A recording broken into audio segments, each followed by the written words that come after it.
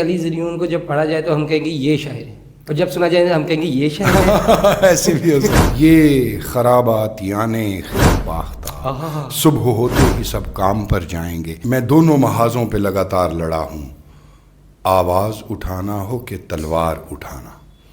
تو ہمارے پاس تو بڑے بڑے نام ہیں. میجر ضمیر جعفری ہیں، بریگیڈیئر صدیق سالک ہیں، جعفر طاہر ہیں، یا پھر کرنل محمد خان ہیں جنہوں نے بڑی شاندار اور جاندار نثر لکھی. تو ان لوگوں کے پاس عمدہ شاعری بھی ہے، درمیانی شاعری بھی ہے، ہلکی شاعری بھی ہے، اور ہلکی سے ذرا نیچے شاعری بھی ہے. ہر طرح کی شاعری ان کے پاس موجود ہے. اسے میں ڈسپوزیبل پوئٹری کہتا ہوں.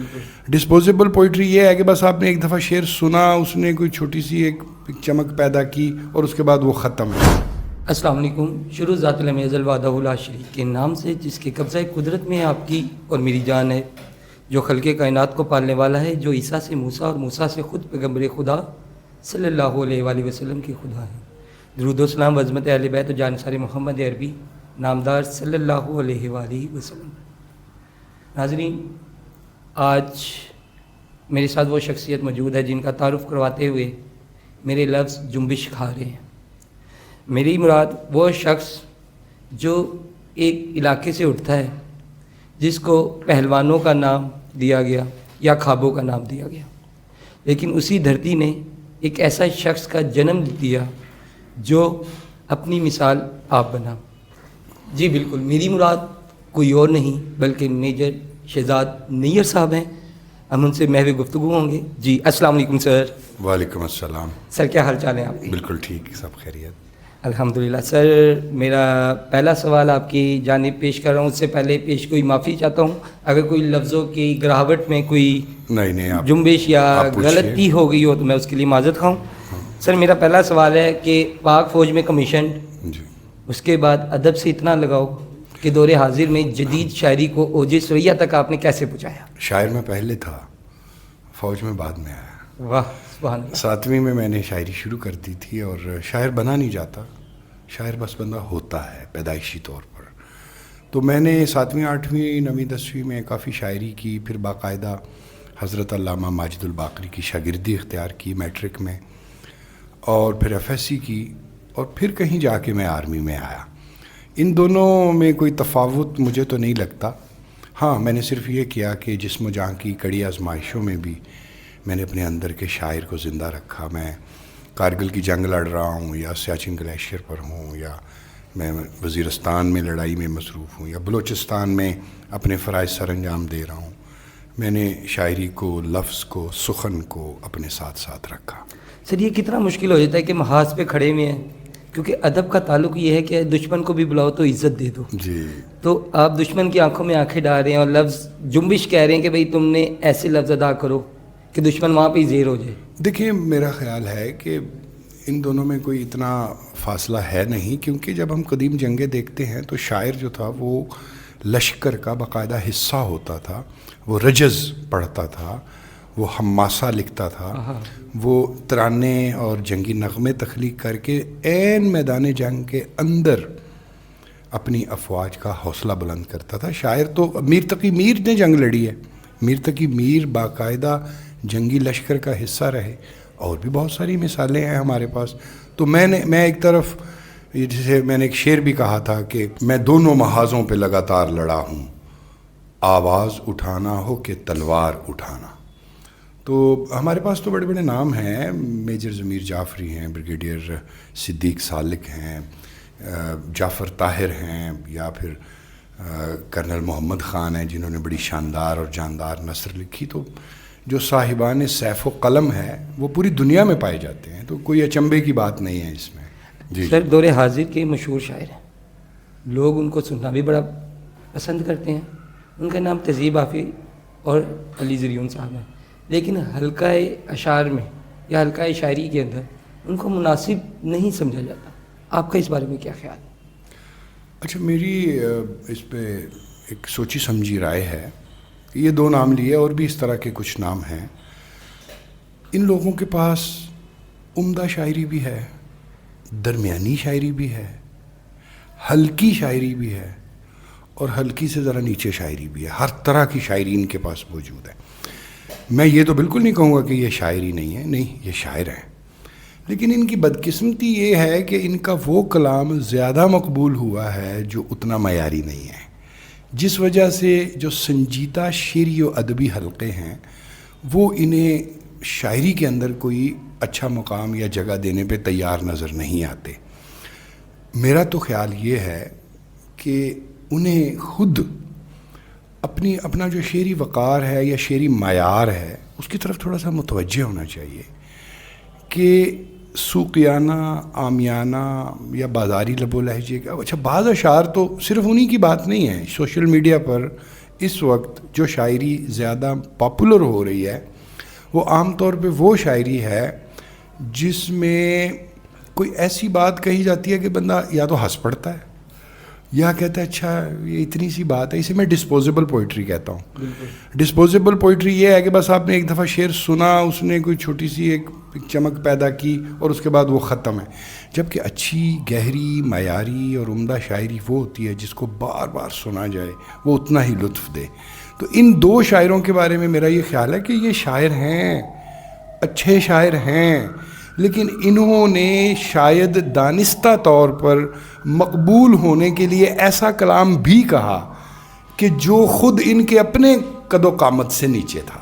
اچھا، تو سر کوئی ان کے اشعار عنایت ہو جائیں. ایک مثلا تہذیب آفی کا شعر ہے کہ بزم جانا میں نشستیں نہیں ہوتی مخصوص، جو بھی ایک بار جہاں بیٹھ گیا بیٹھ گیا. اب اچھا شعر ہے. اسی طریقے سے زریون کے پاس نظمیں بڑی اچھی ہیں، شاعری اچھی ہے، اور بعض اوقات پھر اسی زریون ہی کی شاعری سن کے بندہ کہتا ہے اچھا یہ بھی شاعر ہیں. تو یہ یعنی کہ مکس حساب ہے. یعنی کہ سر آپ کہنا چاہ رہے ہیں کہ علی زریون کو جب پڑھا جائے تو ہم کہیں گے یہ شاعر ہے، اور جب سنا جائے ہم کہیں گے یہ شاعر ہے. ایسے بھی ہو سکتی. اچھا، ان دونوں کے بارے میں ایک بات میں اور اس کے علاوہ بھی ہیں کچھ نام. مثلا ان کی ابھی تک کتاب نہیں آئی دونوں کی. بالکل. کتاب لاتے وقت اگر یہ اچھا انتخاب کرتے ہیں خود، شعری پیمانوں کو، شعری معیارات کو مد نظر رکھ کے، اور ایک عمدہ مجموعہ دے دیتے ہیں، تو پھر جو سنجیدہ شعری حلقے ہیں وہ بھی انہیں ماننے پہ مجبور ہو جائیں گے. سر یہ تو پھر کہیں وہ نہیں ہو گیا کہ جب علامہ اقبال صاحب رحمۃ اللہ نے شکوہ لکھا تو لوگ خلاف ہو گئے. جب جو جواب شکوہ پیش کیا تو لوگوں نے قلندر مارنا شروع وہ بھی کر دیا. ایک صورت ہے، وہ ایک دوسری صورت ہے. لیکن میں یہ کہنا چاہتا ہوں کہ ان لوگوں کا بھی مطبوعہ کام سامنے نہیں آیا. تو ان کو یہ چاہیے کہ اپنی کتاب دیں ایک ایک، جس سے پھر ان کی جو مجموعی شعری منظرنامہ ہے اس میں وہ مجموعہ ان کی جگہ کا تعین کرے گا، اور مجھے لگتا ہے ان کو اچھی جگہ ملے گی. سر میرا ایک اور سوال ہے.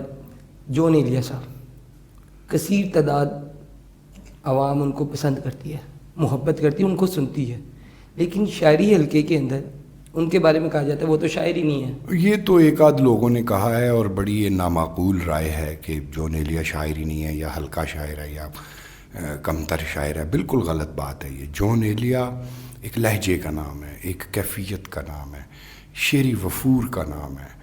اور اس بندے نے جس طریقے سے تخلیقی زبان استعمال کی ہے، جتنا اختراعی زبان استعمال کی ہے، یہ خرابات یعنی خرد باختہ صبح ہوتے ہی سب کام پر جائیں گے، جس طریقے سے جون نے شعر کہا ہے، جون کو نہ ماننا یا جون کو کا بطور شاعر اعتراف نہ کرنا، میں تو کہوں گا کہ یہ کم نظری کی بھی دلیل ہے اور کم ظرفی کی بھی دلیل ہے. سر میں بس آپ کے پاس آؤں گا ریپڈ فائر میں. فرسٹ لفظ جو آپ کے ذہن میں آئے، میں کچھ شاعروں کے نام لوں گا. جو پہلی رائے، کوئی بات، کوئی اچھی چیز آپ کے ذہن میں فرسٹ ٹائم آئے، نام کلک کیا، جیسی کوئی چیز آئی آپ نے وہ فوراً بتا دینا. پہلا نام ہے علی زریون صاحب. اداکاری شاعری نہیں ہوتی. تہذیب آفی صاحب. آگے چلتے رہنا چاہیے، پیچھے مڑ کے نہیں دیکھنا چاہیے. اس کے بعد احمد سعید صاحب. شاعروں کا چاہت فتح علی خان. عمیر نجمی صاحب. بناوٹ اور تصنع شعری ذائقے کو متاثر کرتے ہیں. عمار اقبال صاحب. نظم اچھی کہتے ہیں. اور آخری لیسٹ نام وسیع شاہ صاحب. ارے وہ تو شاعر سے زیادہ اب ایک شوبز پرسن ہے، میڈیا پرسن ہے. ٹھیک ہو گیا. اچھا سر، اختتام کی طرف اپنا پروگرام لے کر چلتے ہیں. میں سر سے پہلے، سر کوئی آپ کا فیوریٹ ترین شاعر، اس کی کوئی ایک نظم یا میں ایک دو بند- شعر مصطفیٰ زیدی کے سناتا ہوں. مصطفیٰ زیدی کا ذکر کم آتا ہے، وہ بہت اچھے شاعر ہوئے ہیں.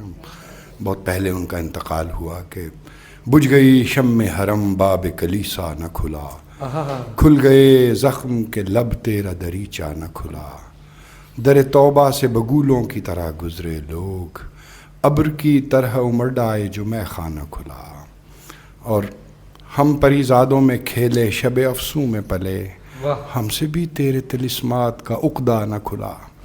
تو یہ مصطفیٰ زیدی کے اشعار. سر مصطفیٰ زیدی صاحب میں بھی، میری آڈینس یا بہت عوام نہ جانتی ہو، لیکن میں نے جتنا پڑھا یا جتنا سمجھا ہے، ایک ایک حرف کے اندر انہوں نے ایک ایسا، آپ کہہ سکتے ہیں منظر کشی پیش کی ہے کہ وہ بتاتی ہے کہ بھائی آپ جو پڑھ رہے ہو وہ اس جگہ پر ہوا ہے. انہی پتھروں پہ چل کر اگر آ سکو تو واو. میرے گھر کے راستے میں کوئی کہکشاں نہیں ہے. بالکل سر. سر آخری سوال، ہم آپ کی اپنی لکھی ہوئی بہترین، کیونکہ آپ نے لکھا جو بھی ہے وہ بہترین لکھا، عمدہ لکھا اور لاجواب لکھا، اس میں سے جو آپ کو پسند ہے اس کی ایک نظم کے کچھ، بلکہ پوری نظم میں آپ سے عنایت غزل سنا دیتا ہوں. تم گئے تو جہان بھی نہ رہا، تم گئے تو جہان بھی نہ رہا، دل کو دنیا کا دھیان بھی نہ رہا، خاک پر میرے ساتھ آ بیٹھے، کیا تمہارا مکان بھی نہ رہا، واہ. اس طرح مٹ گیا ہوں دنیا سے، دیکھنے کو نشان بھی نہ رہا، سرحد جسم سے نکلتے ہی کیا زمین آسمان بھی نہ رہا، تم محبت تلاش کرتے ہو اس کا تو خاندان بھی نہ رہا، واہ واہ. تم محبت تلاش کرتے ہو اس کا تو خاندان بھی نہ رہا، اس سے کچھ مانگنا نہیں نیر، کیا کرو گے جو مان بھی نہ رہا. واہ واہ واہ. جی ناظرین، امید کرتے ہیں آپ کو یہ مختصر سی نشست پسند آئی ہوگی.